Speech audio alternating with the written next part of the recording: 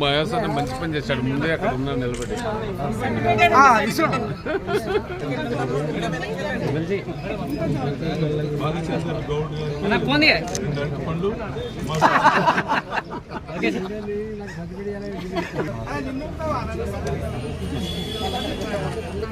Photos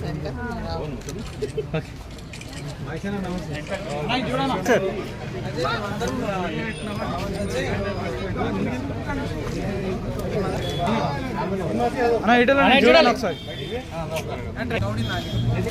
okay sir. Okay sir. Okay sir.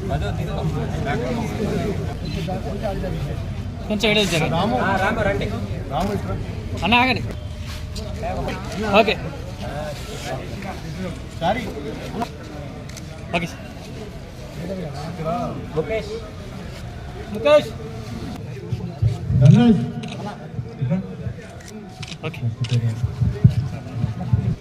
Okay okay. Malkajgiri parliament పరిధిలో 17వ తారీఖు నుంచి మొదలుపెట్టి ఇవాటి వరకు అనేక ప్రాంతాల్లో రక్తదాన శిబిరాలు నిర్వహించారు. మోడీ గారి జన్మదినం సెప్టెంబర్ 17. అదేవిధంగా జై జవాన్ జై కిసాన్ నినాదాన్ని అందించినటువంటి లాల్ బహదూర్ శాస్త్రి గారి, అదేవిధంగా జాతిపితగా వెలుగొచ్చుతున్నటువంటి గాంధీ గారి జయంతి ఉత్సవాలను పురస్కరించుకొని 15 రోజుల పాటు కార్యక్రమాలకు భారతీయ జనతా పార్టీ కేంద్ర కమిటీ పిలుపు మేరకు ఈ కార్యక్రమాలు జరుగుతూ ఉన్నాయి.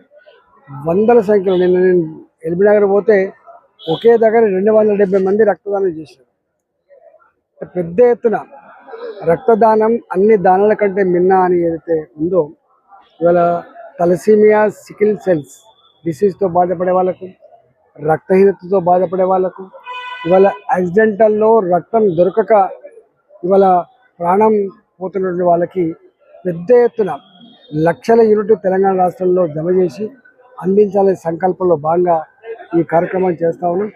ఈ కార్యక్రమంలో మా గౌరవ కార్పొరేటర్లు కావచ్చు, మా రాష్ట్ర జిల్లా నాయకులు కావచ్చు పెద్ద ఎత్తున లీడ్ చేస్తూ ఉన్నారు. నేను ఒకటే ప్రజలకు విజ్ఞప్తి చేస్తూ ఉన్నాం, ఏ మోడీ గారు అయితే మహిళల పట్ల ఎక్కువ శ్రద్ధ చూపుతారు, వాళ్ళ ఆరోగ్యం పట్ల కానీ, వాళ్ళ రక్తహీనత పట్ల కానీ, వాళ్ళకు జరుగుతున్నటువంటి ఇతర కార్యక్రమాలతో పాటుగా మంచి నాణ్యమైన ప్రోటీన్ ఫుడ్ అందించాలనేటువంటి కాన్సెప్ట్తో తల్లి బాగలేకపోతే పిల్లలు బాగుండరు, పిల్లలు బాగలేకపోతే దేశం బాగుండదు అనేటువంటి కాన్సెప్ట్తో ఇవాళ మహిళా ప్రోగ్రాం కూడా అందించిండు. ఈ 15 రోజుల పాటు పూర్తి స్థాయిలో మా నాయకత్వం అంతా కూడా రాష్ట్ర స్థాయి నుంచి మొదలుపెట్టి కింది స్థాయి వరకు అన్ని రంగాల్లో ఉన్నటువంటి వాళ్ళు ఈ కార్యక్రమంలో నిరంతరంగా పాల్గొని దాన్ని విజయవంతం చేయబోతున్నారు. ప్రజలు కూడా పెద్ద ఎత్తున సహకరించాలని చెప్పి మేము కోరుతా ఉన్నాం.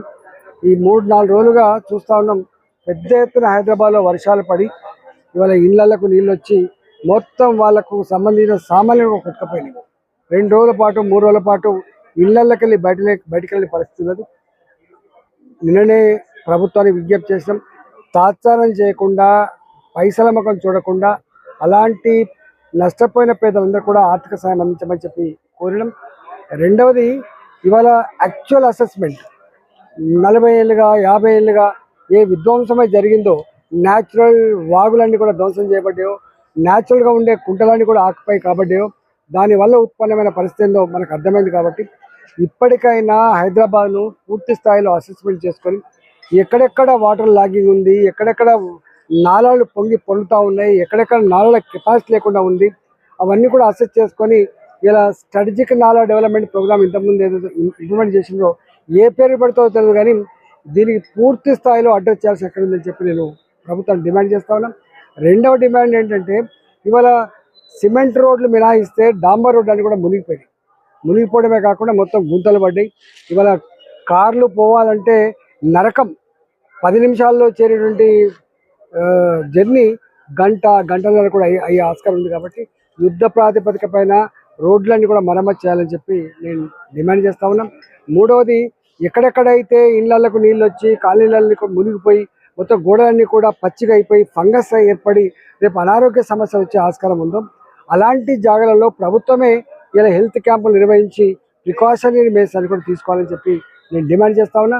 నాలుగవది, ఏ ఇళ్లల్లో అయితే మొత్తం బురద వచ్చిందో మొత్తం ఖరాబ్ అయిపోయిందో ప్రభుత్వ యంత్రాంగమే వాటిని యంత్రాల ద్వారా క్లీన్ చేయించి మళ్ళీ వాటికి ప్రజలకు అందించాలని చెప్పి డిమాండ్ చేస్తాం.